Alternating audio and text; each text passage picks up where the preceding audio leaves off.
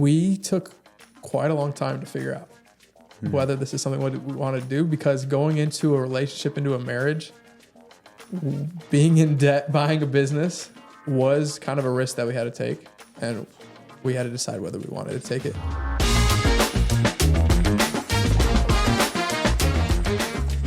Welcome back to Weddings Unwrapped, the show where we dive into the stories behind the businesses that start from nothing but a dream. I'm Daniel Driggs. I am the host of this show and the owner of Crisp Catering and the Northampton House. And today I have Carter, who is amazing. We're really happy to have him on. Carter is the owner of Putts, or one of the franchises of Putts, which is a mobile putting green that you guys can have at your guys' weddings, events.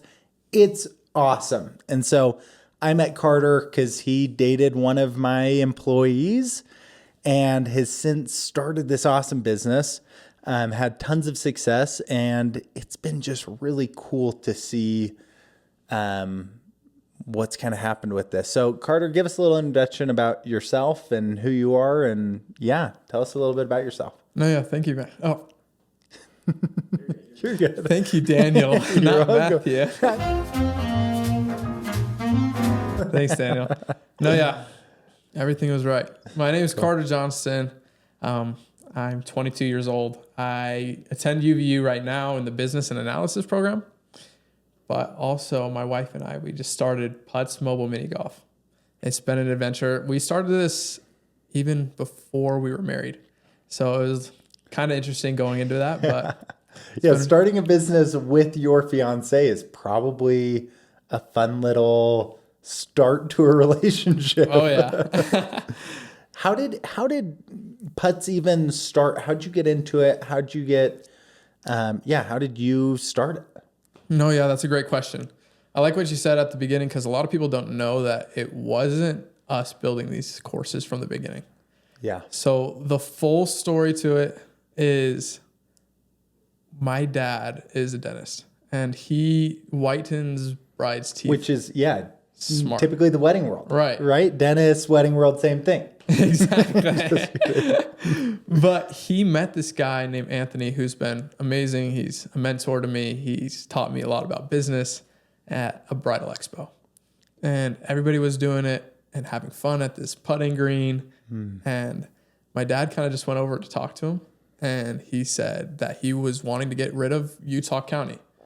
Not because it was hard or not because he couldn't handle it, but it was just getting a lot because he has his toes in a whole bunch of different other companies and driving all throughout. Yes. Up to Logan, sometimes down to Payson is kind of a lot. And so we actually didn't know what we were going to do, if we were going to do this. My dad kind of told me this and I was like, okay, whatever, sure. Yeah. But we took quite a long time to figure out whether this is something we want to do, because going into a relationship, into a marriage, being in debt, buying a business was kind of a risk that we had to take, and we had to decide whether we wanted to take it. Because before this, I used to do sales. I used to go on blitzes, and just 1 week out of the month, I would go and sell fiber internet. Funny. And so actually at the end of the year, for our end of the year party that we had with our company, we were down in St. George, and the owner made it super a great experience, wanted us to be engaged, wanted us to learn things from this. And so he's good friends with Jeff Mendez. I'm not sure if you've ever heard of him. I don't know Jeff. He's a huge real estate investor here in Utah. Okay. And he, after praying about this a whole bunch and listening to him, I'm like, this is definitely something we need to do. And so now we are owners of Putts, Utah County. That's awesome. That's fun. So you just went through this process. How long has this been, this process? Yeah, this process. So we learned about it actually October 26th. Okay. And the only reason why I know that, it was 2 days after we got engaged. It's my anniversary. That's exactly what I was going to say. No, that's how you know it. I'm just kidding. My dad told me at my friend's wedding. Really? And so, I'll always remember that. Funny. It's so funny. So you guys hear about this October 26th, and how long till you get the loan? Because the loan's a process. Going through that whole process, getting the loan, going in debt, all of that, and then you guys do your first event. Walk me through that process. No, for sure. The loan was pretty easy to get, actually. Great. Yeah, daddy's money. No, it was just super nice. My dad kind of offered this up because he didn't want us to pay interest on a loan, and he just wanted us to be able to get started on something in life. Yeah. And so I'm super appreciative for that and the opportunity that we were able to get. And then, so that happened October 26th when we found out about it. We didn't buy it until January 2nd the next year. Okay. And the first event that we had actually was with you guys. Let's go. Let's go. And it was awesome because we were at another bridal expo. Yeah. And there's just like a message request, or I can't remember if you texted Allie or if there's a message request on our, and you wanted it. Oh, that was super exciting. Yeah. So We had, it was like our first company, or it wasn't our first, but it was our end of year, or really beginning of year company party. Yeah. And it was like, yeah, no, we want this. Allie had kind of told us about this, and it's kind of a fun little, yes, of course, let's do it. And it was awesome. So walk me through, what were some of the things you saw when starting this business that you knew were going to be hard? And then what were some things that you didn't see, or that ended up being kind of more painful than you imagined when starting this company? Yeah. So we've had it for 5 months and we've already learned and grown a lot. Yeah. And growth only comes from struggles, you know? Yes. Yes. And so the hardest thing about this was not seeing the fruits of the labor right away. And so for the first 3.5 months, like, we were putting in a lot of work, just calling different people, calling schools, calling a lot of corporates, actually, like corporate people, trying to like let them know, like, hey, this is an actual thing. This is a thing. Yeah. Like, no one actually just searched up like mini golf. Mobile mini golf. Exactly. Yes. And so just going from that startup period to finally now the summer, where we've kind of built up a little bit of a reputation. Also, thank you to Anthony again. He's had a little bit of a reputation down here in Utah County. So people have booked with us through that. But the wedding season coming up this summer, it's been awesome. We're pretty busy. That's awesome. So yeah, we're excited. How, so that's a good point, that you come from sales, you knew sales, you were good at sales. How has starting a business and having to get like a ton of sales, what was some of the challenges that were different, the same? Like, yeah, walk me through just, getting your hands dirty and getting those sales, you calling corporate people. What did you do that was successful? What wasn't successful? Sorry, that was like a run-on sentence, but yeah. With door-to-door sales, it was very much, you knock the door, you know right then and there if you get the sale and you're getting paid out. Yeah. This is not so much business now, but business in a year. Yeah. So kind of had to have that perception of, okay, maybe not right now, but later in the future, they're going to know that this is something on the market. And when we get it one time and they want to book again, we know that we're their person the next time. Yeah. Just because we know that we provide that awesome experience for them, that they're going to want to come back. Yeah. Do you have a lot of competitors in the space, or not really, because it's kind of so niche? It's very niche. Yeah. So just talking with the guy in Salt Lake County, he says about 3 or 4 pop up every year. Yeah. But he's hard to stay consistent. Yeah. Especially when weddings are a hard business to stay consistent in. It's fun, but or weddings or corporate or events, they can be draining. And so that's cool that you guys are wanting to stick with it, wanting to go for it, going all in on it. That's awesome. Talk to me. Let's shift a little bit. So Some people start businesses with their significant other. You started a business when you guys were, you said 2 days after you were engaged, or 2 days before you were engaged. You guys So heard we about heard this. about it 2 days after we were engaged. Okay, so 2 days after you're engaged, you heard about it, and you're like, we're already committed. Let's just, start a business together. Walk me through that process, and how has it been working with Allie and your significant other on this project? Yeah. So I knew right away during that Jeff Mendez intervention that we had. Yeah. Right then and there, I just knew that this is something that we needed to do. And Allie wasn't with me; she was back here. And I texted her. I was like, we need to do this. And she just said, "Okay, I trust you." Like, if we were in the delivery room with my wife, she might have killed me. But Fair. but no, she's been so supportive through everything. That's cool. But we definitely had to learn to work together. Yeah. Because at first it was almost like we were competing whose ideas we were going to listen to. And then also she's kind of invested some confidence in me as well, though. Of just like, you own a business, you're only 22, just do it. Like, you're fine. Yeah. Like, I remember one event that we had. I drive a truck and then a trailer that I have all the stuff in.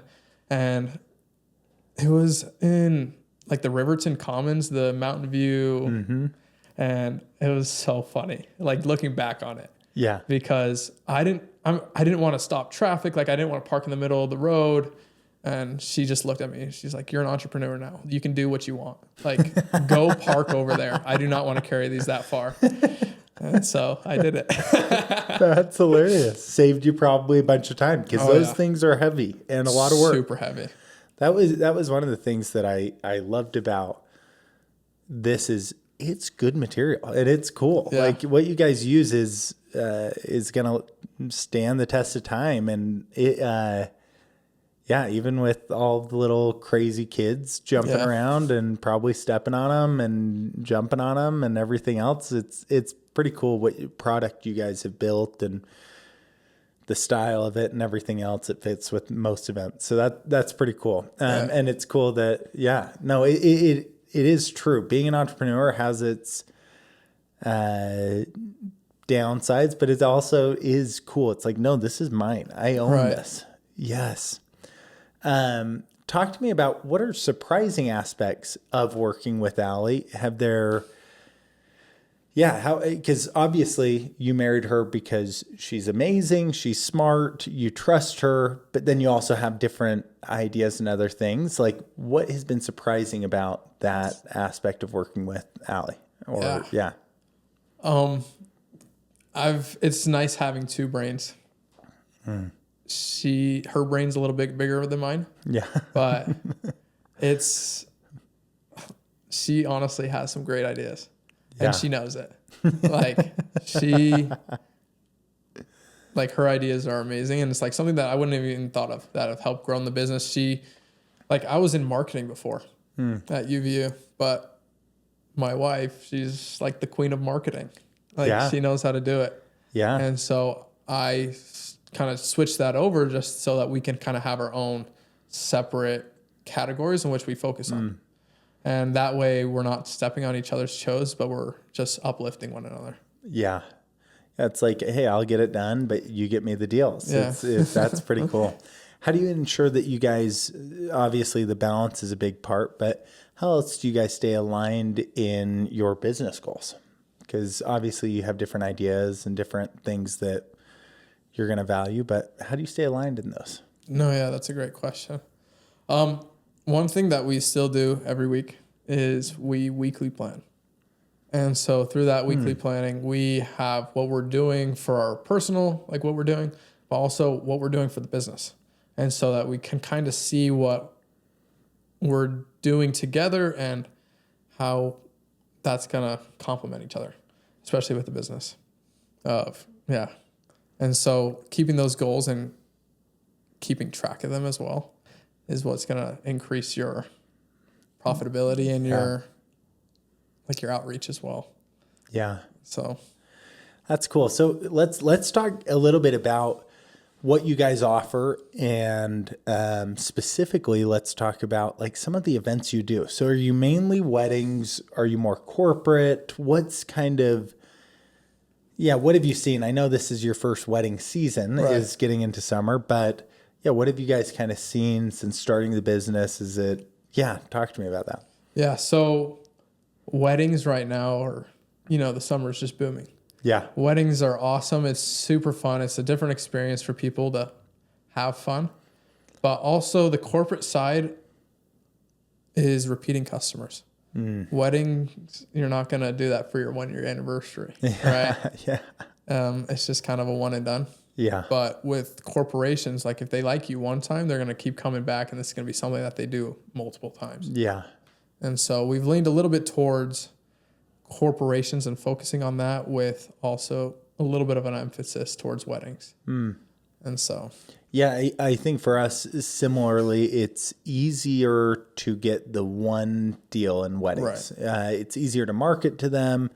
Facebook does a great job at this. Google does a great job at this. Instagram knows who's engaged at all times, whenever. But the corporate is more of the you're going to get 7-8 events from them in the next 15 years. And that's a multiple that's pretty nice, versus a wedding that happens one time. The little sister doesn't want to use your putts because that's what her older sister used. And there's all of that. But there's a lot of cool things in that emphasis, but again, it kind of tends to be easier to get wedding events. I don't know. Have you felt the same way? Has that been similar for you guys, or has it been easy to get corporate events, or what do you guys do? There's a lot more weddings going on than there are corporate events. Yeah. Especially in such a small condensed area like we have in Utah County, where Utah County is like the marriage capital of the world. And so with the weddings, it's been super good, but also there's budgets that are kind of hard to work with, because mini golf isn't the number one thing that people need. Venues, photographers, catering, right? That's kind of the top things that people are looking for. And this is kind of like an afterthought, like if you have enough money in the budget. And so people are always trying to score deals, and we love helping people out. Yeah. But sometimes they're trying to get like 18 holes for like $100. And it's like, come on. You can't really do it.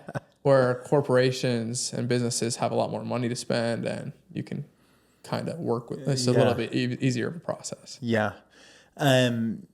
Speaking of, how do you, like, speaking more business side, how do you provide a kind of a want or desire, like when someone does come and says, hey, I have $100 or something like that, how do you differentiate yourself as more of a need than like a want? Like, no, you need us, even though it's mini golf, like, and most people wouldn't say that that's a need, but also 30, 40 years ago, or even 10 years ago, videographers wasn't a need. It was a photographer, that was a need. But 50 years before that, guess what? You didn't have a photographer at every event, things like that. How do you kind of build that?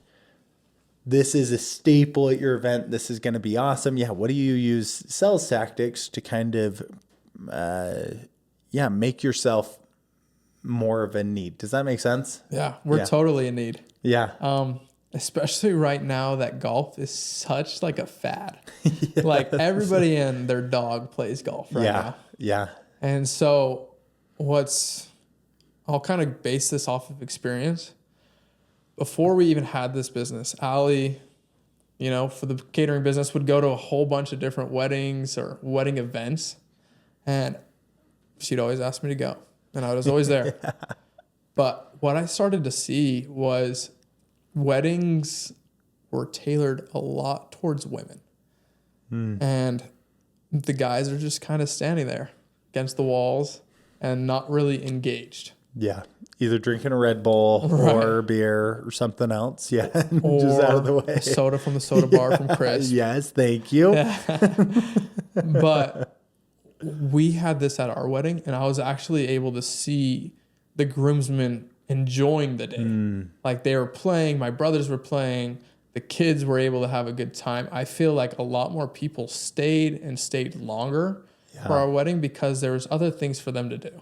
And it was just such a great time, and my groomsmen had the time of their life. Yeah. And my dad even put, like, we have one hole that's super hard, and he put $20 or $10 like in one of them, and like there was a line just lining up of like, first one to get this gets the $20. That's awesome. And so it kind of just was awesome experience. Yeah, it's such a unique idea. And what have been the responses from your customers? Sorry, I have a nope, didn't get it, but bless my heart.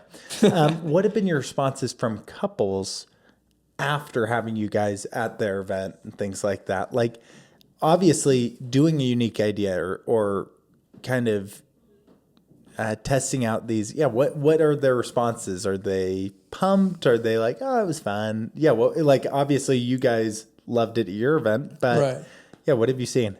The couples are usually just super busy Yes, throughout the day. yes, So yes. it's definitely for them, but also for All their the guests. And so Interesting.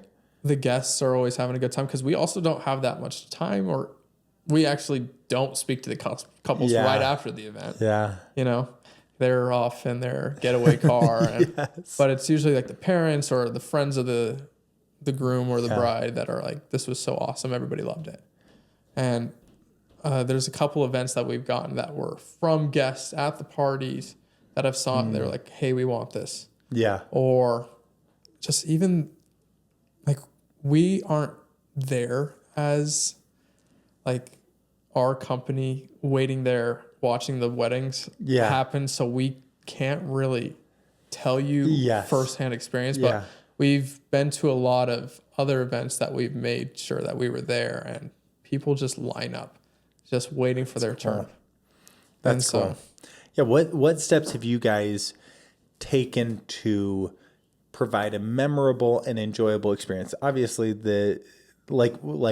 are there any golden nuggets that you have for events, or just walk me through that. No, for sure. I think one thing that sets us apart from all these other mini golf companies is, like you said earlier, was how well built ours are.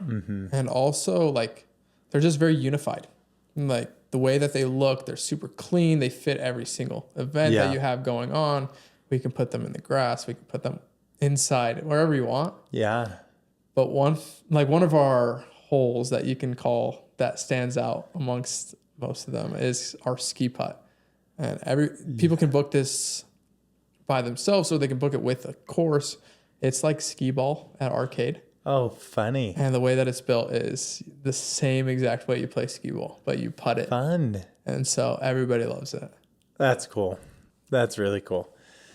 Okay, as your business grows, what is your future plans with the business? Where do you see yourself in 5 years, 10 years? Yeah. Honestly, this business was a very introductory business. Yeah. I wanted to learn in a very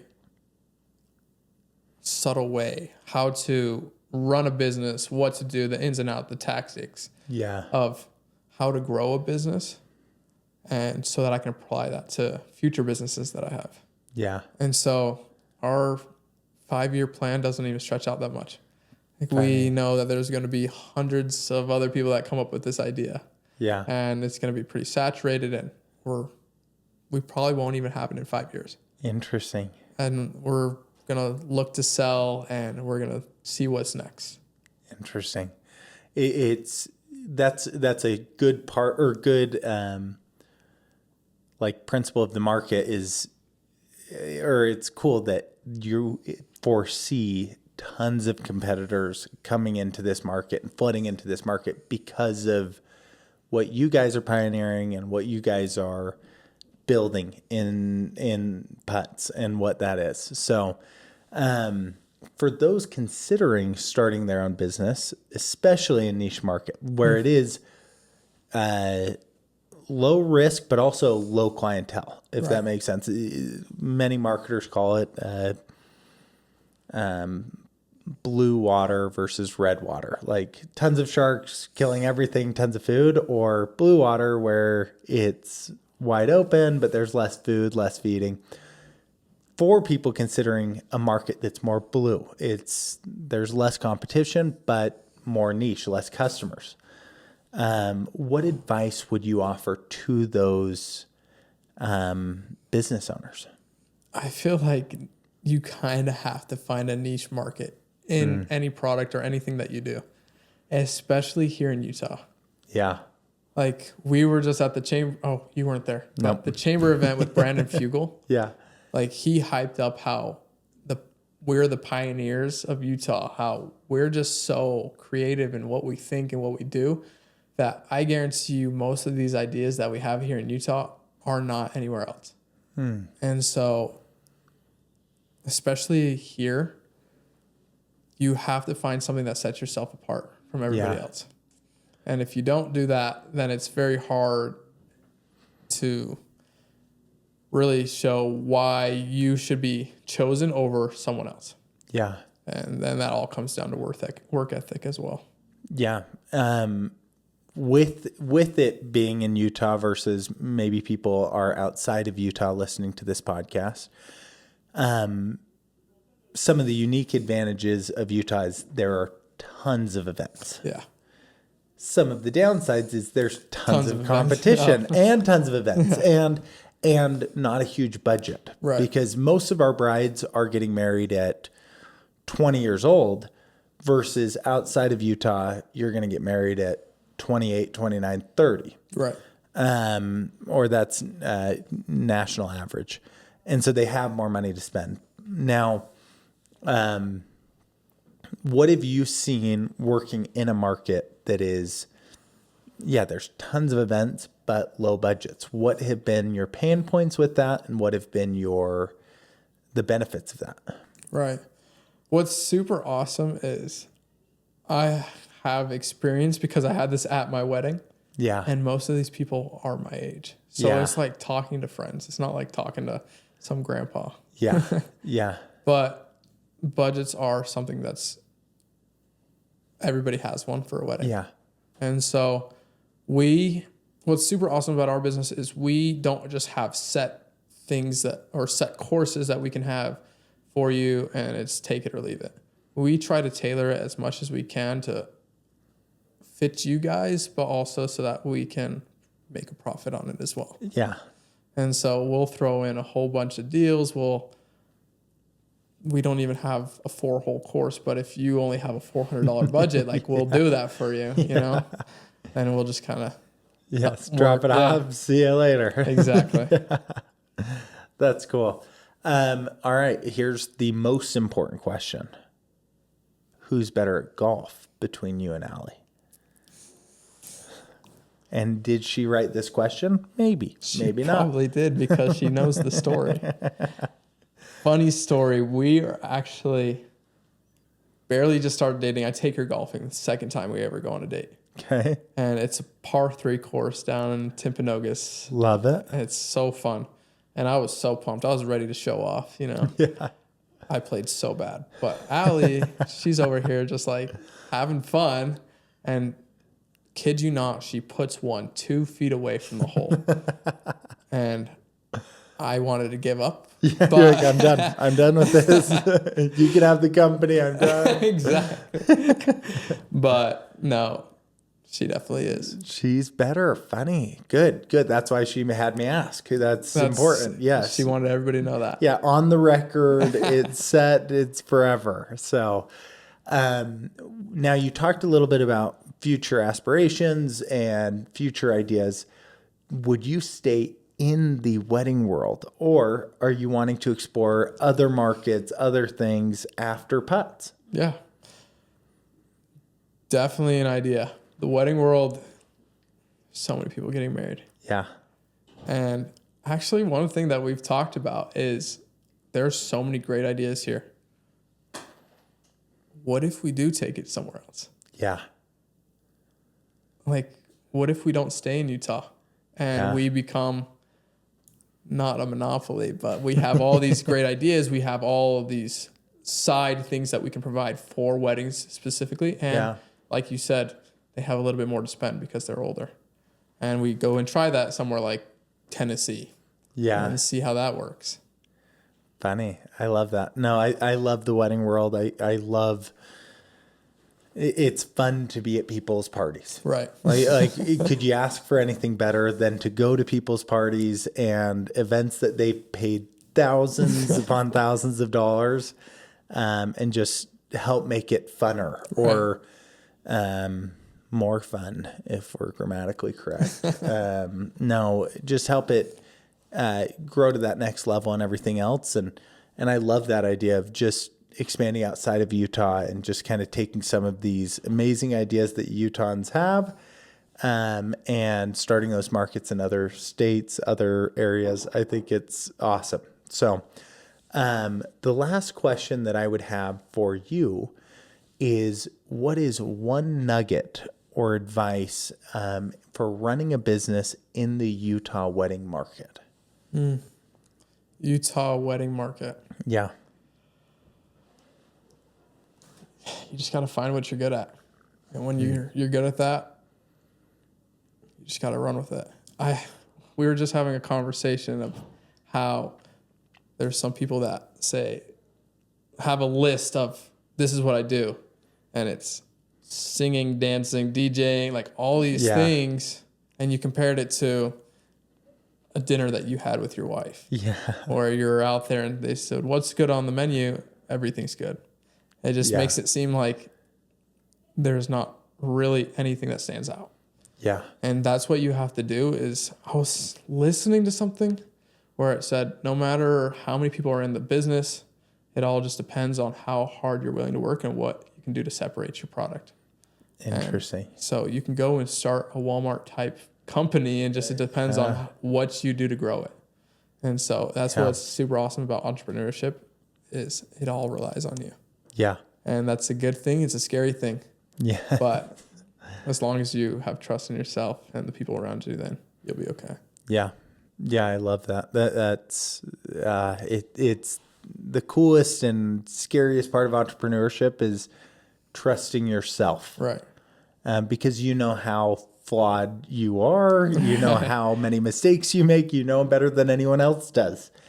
And to still trust yourself and go for it. And Carter, it's been such a pleasure working with you. You've been so awesome. So thank you for coming on. Thanks for being a part of this. And thank you, listeners, for tuning in. Be sure to subscribe to Weddings Unwrapped. And if you enjoyed this episode, leave us a review, 5 stars if on Spotify. So until then, keep chasing your dreams. And that's a wrap.